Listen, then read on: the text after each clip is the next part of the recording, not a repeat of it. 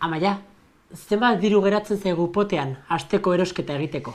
Itxaron, 15, 16, 18, 24, 30 eta xentimo batzuk. Ba, ez da diru asko aste osorako. Moldatuko gara. Nondik hasi nahi duzu? Barazkirik? Ados? Brokolia, eskarola, kalabaza... Amaia, oso diru gutxi daukagu. Oinarrizko gauzak erosi behar ditugu. Makarroiak. Makarroiak? Berriz? Ez aldakizu besterik jaten. Bai, baina belar hori guztia, behiei eman. Josu, garbilan behar dugu. Hidrato gutxiago eta barazki gehiago. Bai? Pasta ona da kirola egiteko. Eta zu ez altzara ba kirolaria. Bai, horregatik, baina barazkiek ez dute kalterik egiten.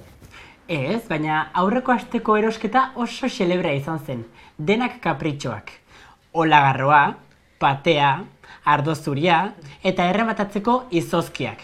Eta orain diru gutxi daukagu, noski. Ez da inbesterako izango. Ez ba.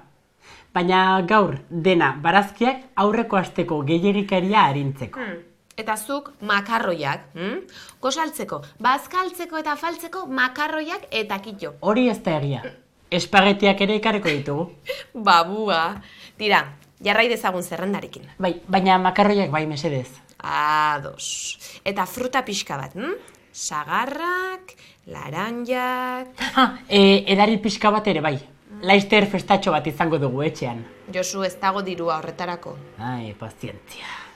Bueno, esnea, gaietak, kafea... eta garbitzeko, xaboia eta detergentea. Eta kito.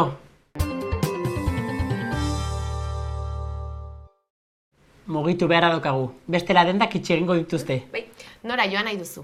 Hipermerkatura? Niregatik hirigunera. Denda txikietara. Baina 8etan ixten dituzte. Ba, mugi. Eta gero beste gauzak han erosiko ditugu. Bai, eta fetutxiniak.